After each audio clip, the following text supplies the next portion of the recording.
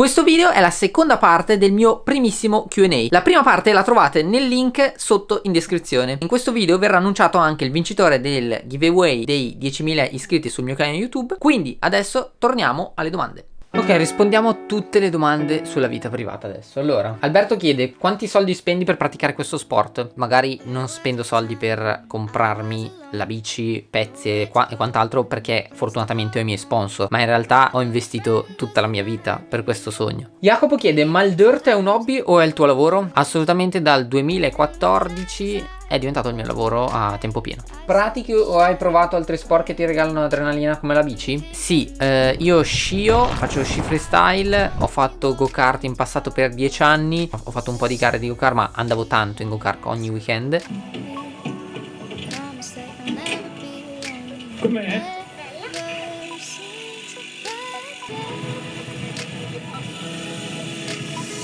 Ho fatto un po' di motocross, un po' di trial, ho fatto un po' di tutto, comunque sport, diciamo sempre molto adrenalinici.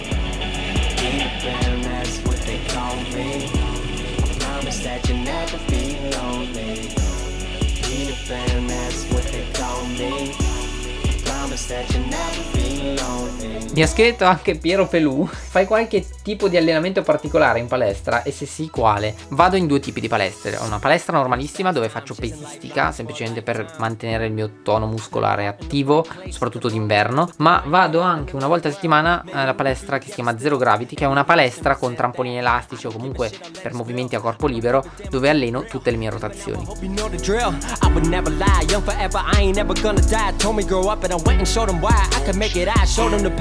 Hai mai conquistato una tipa con la bici? Beh, no, con la bici nel senso, gli ho dato la bici no, però la mia attuale ragazza Beatrice, che probabilmente avete visto in qualche video, ci siamo conosciuti, tra l'altro mi ha scritto lei semplicemente per il bike park, perché era interessata a venire a dare una mano al bike park. Donne o bici? Domenica con la fidanzata o domenica in dirt? Non è che preferisco una cosa all'altra, assolutamente mi fanno piacere entrambe, però se devo risponderti come quantità di tempo che passo, assolutamente passo molto più tempo in dirt che con la Bea, e per fortuna che mi sopporta Beatrice, quindi cuoricino.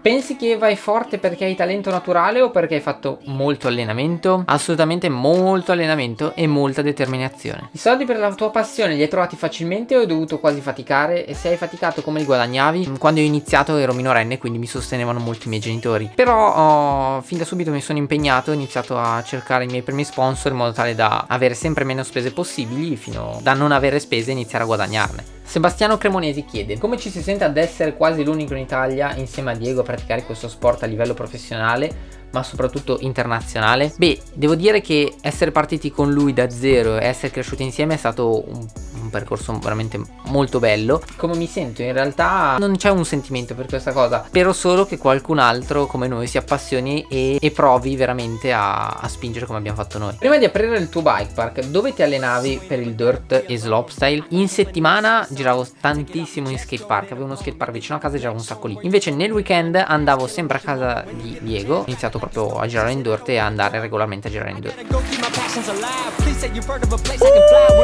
Quanto guadagni circa ogni gara barra evento? Dalla gara dipende, puoi guadagnare 0, puoi guadagnare fino a $25.000 nelle gare più importanti. Massimo chiede: cosa ti ha portato a stare dietro alla bicicletta e non dietro a un pallone o altri sport come altri? Come ti sei appassionato alla bike? In realtà io ho giocato a calcio, il problema è che il calcio non mi dava tante emozioni e soprattutto non mi piaceva l'ambiente, quindi ho iniziato a girare in bici così, mi ha sempre attratto il mondo dello skate park e da lì sono andato più verso la mountain bike. Quanto tempo e sforzi hai impiegato per arrivare ai livelli dove sei ora? Beh, quanti sforzi? Ho dedicato praticamente quasi tutta la mia vita, cioè da quando ho iniziato a girare, quindi da quando avevo 16 anni fino adesso che ne ho 26, quindi 10 anni ho dedicato veramente tutto questo tempo solo alla bici. Gli incoraggiamenti da parte dei tuoi genitori e amici ti invogliavano a continuare oppure ti remavano contro? Ovviamente c'erano persone che mi supportavano e persone invece che non mi supportavano, sembrava mi supportassero ma in realtà mi remavano contro, e hai sempre persone che ti aiutano e persone invece che per invidia o per altre cose cercano di remarti contro. Quando hai realizzato che la tua passione poteva diventare concretamente un lavoro, è accaduto a seguito di un evento in particolare o è una consapevolezza che hai acquisito con il tempo? Probabilmente, vabbè, sia una consapevolezza ma sia anche grazie a una serie di eventi, nel senso che se posso definire l'evento da cui poi sono diventato professionista, forse è la prima volta che sono stato invitato al Joyride nel 2015. Dall'anno dopo sono diventato professionista perché ho trovato i primi sponsor, eccetera eccetera. Hai mai pensato di trasferirti all'estero, esempio Canada, per poter migliorare ancora di più, dato che in Italia siamo ancora indietro? Sì, ci ho pensato, ma ho anche pensato che l'Italia è il paese dove sono nato e mi piacerebbe un sacco far sviluppare lo sport anche in Italia. Com'è stato iniziare a gareggiare e girare il mondo e incontrare rider di livello mondiale? Quando hai iniziato le competizioni ti sei subito dedicato a quello e anche allo studio tipo università? Ho fatto 2 anni a Scienze Motorie a Milano, in università, però poi non riuscivo a stare dietro, siccome era anche il periodo in cui stavo aprendo il bike park, iniziavo veramente a farlo di lavoro e quindi non sono riuscito a stare dietro a tutto. Mi sono fermato al secondo anno di università. Allora, è bello, è assolutamente bello iniziare a gareggiare, a girare per il mondo, incontrare rider, ma quando diventa il tuo lavoro è anche degli impegni e comunque ogni lavoro ha i suoi aspetti positivi e negativi. In un paio poi mi avete chiesto come hai conosciuto il Magico Albi oppure come hai conosciuto Alboreto. Ecco, vi svelerò un segreto. Alboreto è mio cugino.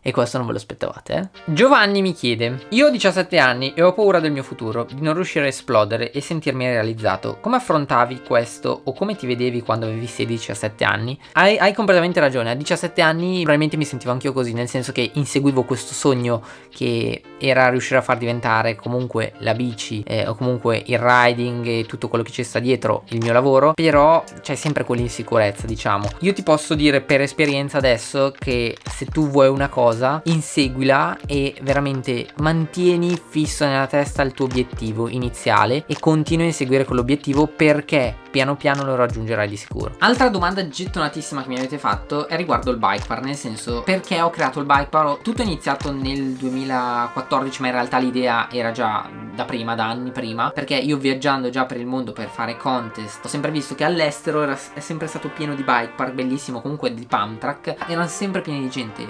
bambini, adulti, gente di qualsiasi età. In Italia arrivavo e eravamo a girare io, Diego, a casa sua con altre 6 persone. Ho detto, ma cavolo, perché in Italia non c'è niente? Perché nessuno si è mai mosso per realizzare niente. Ci deve essere sempre qualcuno che vuole portare avanti un progetto perché si realizzi una cosa. Quindi mi sono mosso io in primis e ho fatto una raccolta firme, andavo campanello per campanello, mi ricordo, con i miei amici, che poi ho presentato in comune insieme un progetto di un bike park che avevo realizzato io. Siccome facevo anche geometra, quindi sapevo disegnare in AutoCAD, il comune era sempre stato subito interessato. Ovviamente sono passati tempi biblici, quindi però dopo 2 o 3 anni il comune mi ha ricontattato e mi aveva detto che avevano trovato un posto. E tra un mese qui sorgerà il bike park. Da lì, burocrazia varia che non sto a raccontarvi perché è noiosissima, abbiamo iniziato poi a costruire il bike park nel 2015. Quindi il bike park l'ho creato semplicemente perché ho la passione per lo sport e vorrei che anche in Italia si diffondesse la cultura del nostro sport che c'è all'estero.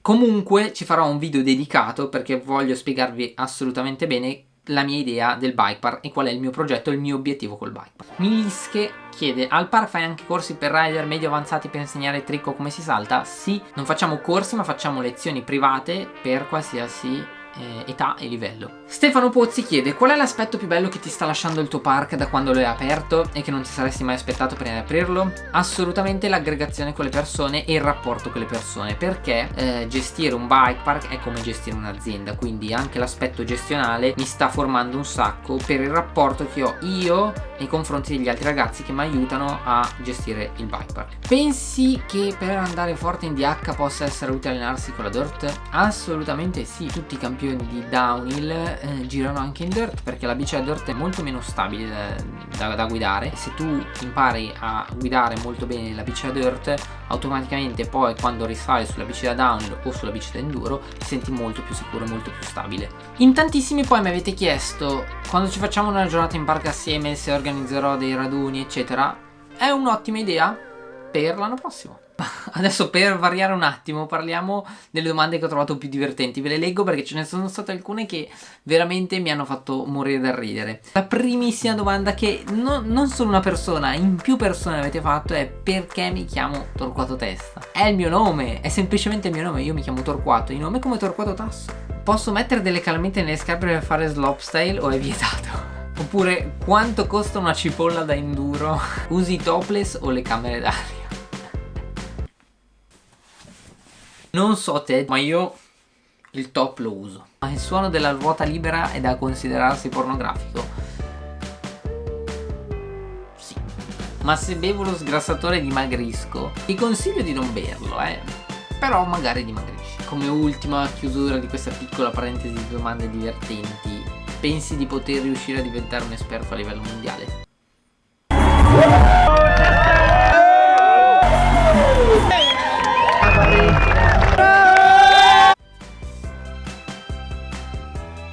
Non credo. Altra domanda gettonatissima è stata: perché faccio video? Perché ho iniziato a fare YouTube? Ho iniziato perché, vabbè, se guardate il mio canale, cioè io carico da un sacco di anni su YouTube video, però ho sempre caricato sporadicamente. Mi è sempre affascinato il mondo di YouTube, ma non ero proprio convinto se iniziare a farlo in inglese, in italiano. Non riuscivo a trovare forse il giusto input. Invece poi parlandone con amici, un po' con varie persone, mi hanno tutti spinto a provare a farlo, perché secondo loro avrei potuto fare dei buoni video, avevo delle buone idee. Quindi mi sono messo e ho detto: vabbè, dai, provo a fare almeno un video a settimana. Altri di voi poi mi hanno chiesto cosa ne penso del Rampage e se ci andrò mai. Ho fatto un video dedicato apposta, ve lo lascio qua sopra.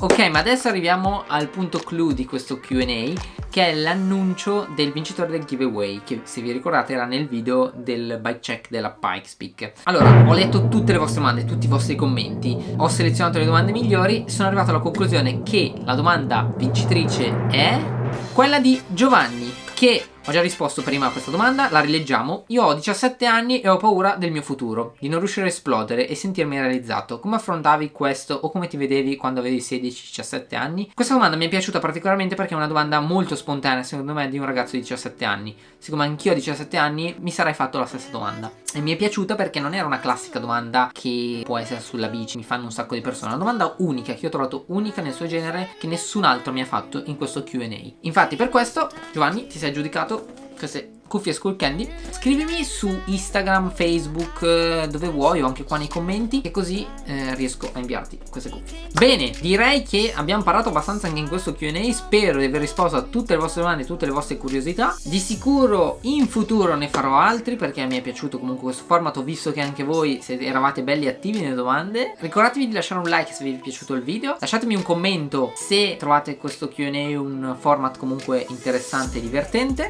Se volete aiutarmi nel promuovere il canale, ricordatevi che mi fa un sacco piacere se condividete il video, o se condividete anche il canale con i vostri amici, li fate vedere se gli interessa, anche perché sto cercando di portare contenuti sia per esperti di mountain bike, ma sia anche per persone che di mountain bike non se ne intendono. Quindi mi farebbe un sacco piacere se mi aiutate da questo punto di vista. Ricordatevi che sempre il giovedì escono i tutorial di Toto ti spiega, e ci vediamo a un prossimo video.